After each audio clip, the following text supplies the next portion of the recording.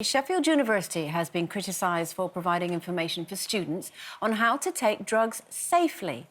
It sounds quite shocking, but actually in today's world, isn't it a sensible idea to arm students with information? Yeah, well, just to give people some idea of the kind of information that is there, splitting pills into smaller amounts, drinking plenty of water, not mixing different drugs, to avoid taking substances on consecutive days. And on another page it states, if you're injecting drugs, never inject alone, and to take drugs with friends. I mean, I must just say, this is from Sheffield University. The information on their website is not information provided by the Students' Union. It's external advice, guidance from a drugs safety organisation. So they are very, very emphatic that we put that out there. And they're very clear as well that, again, this is on their website, that the possession, the use and the supply of drugs is illegal, and they have a zero-tolerance policy towards drugs. But what they're saying is some students will, be moving away from home, get excited and want to try drugs, so they're just... I mean, this is harm reduction. I mean, drugs charities have been talking about this for a long, long time. It's not exactly new, is it? Well, no, and I think I would go further than that. I've got to pick my way carefully around all the things I'm going to say now, because I don't want to use the names of these people, but enough to say that these are people that are close to me and people that I know very well. And over the last few years, with various people going to university, and the stories that I've heard coming back are so alarming. And I think just listening to you there, Kaye, talking about split the pills, if you're going to inject, don't inject.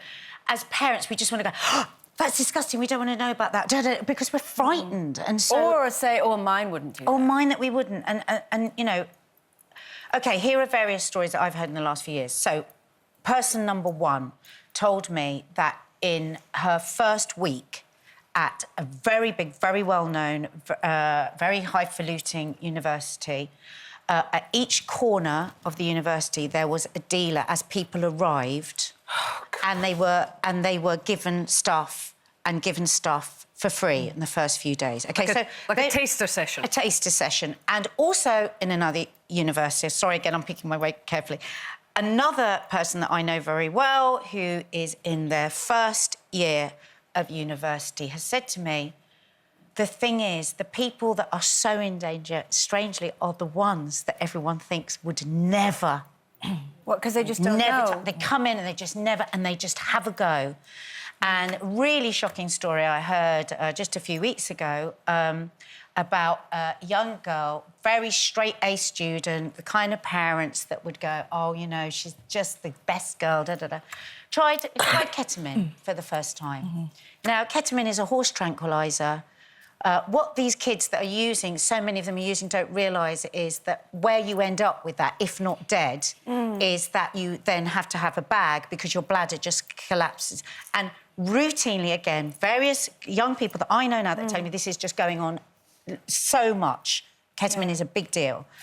And I said to this young person, please go back to all these people you know and explain to them exactly what's going to happen to them if they don't die. And one of them actually fell into what they called a Kaye hole, where they just disappear. Now, they might not come back from that. What do you mean disappear? Well, they're just completely gone.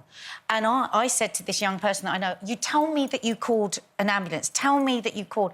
Well, no, because we're a bit worried.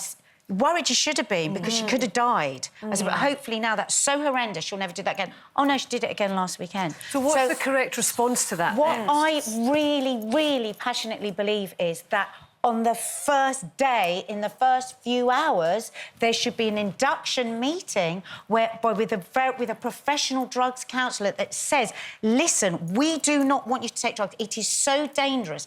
But if you are going to, for goodness sake, take this precaution. If you're going to take MDMA and dance all night, sip water. Because another thing that goes wrong is kids go, oh, I know I'm supposed to drink water. They'll drink 2 litres and then they die because they've drunk too much water. If we don't give them the information, how are we going to keep them safe? Yes, pray to God that your child will never take drugs. Yes, hope that. But you can't be 100% But people's fear is that somehow condones it. It doesn't. I know, but that's the fear, isn't it? I mean, you've got a young... family relative gone off to uni. Last week, we drove my niece up to university, and my sister, we had to sit down and we had the talk, and she said, "It's all right, I've had the talk with my mum," and I said, "Oh, what did your mum say?" And she said, "Trust no one." And that's really sad. You know, at the time I was like, oh, but it's really sad that she can, you know, we're telling her not to trust people because we know there are going to be people out there who are going to try and maybe slip something in her drink or whatever. And she is a really intelligent child. I shouldn't say child, she's a young woman. She's an intelligent young woman. She's really street smart. But I fear for her because she could be that one who does... Has a one... Yeah, you know, with her new... Don't trust yourself. Just, well, yeah. Well, you don't know. But, you know, she's with this new friends.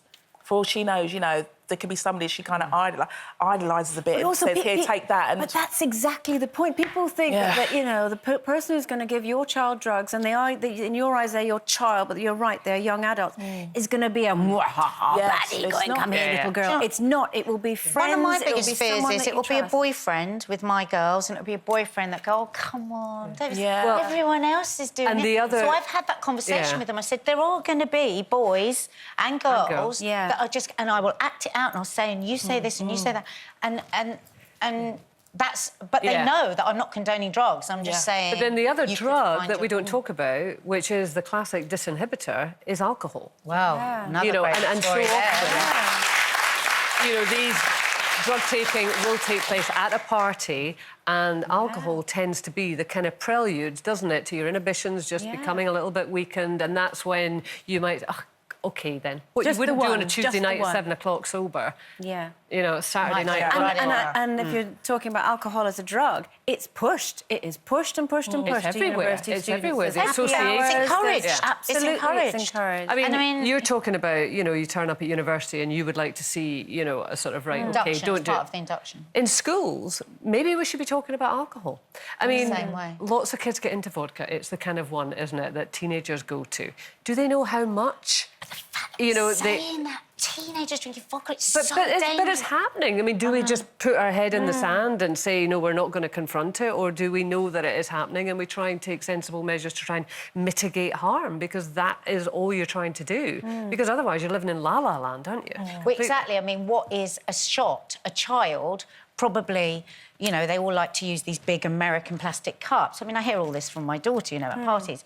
And so they're pouring vodka into a cup this size. And they're thinking they're having one vodka because they've had it in one cup. Well, teach a child that actually a shot is that. I have done that with my daughter. I've said, do you know how much, you know, a spirit is? And I've poured it in front of her, a pub measure, and I could see in her eyes that she thought, oh, that's not what I thought. Yeah. One vodka, kids. Yeah. That's not one vodka. Exactly. That's not one.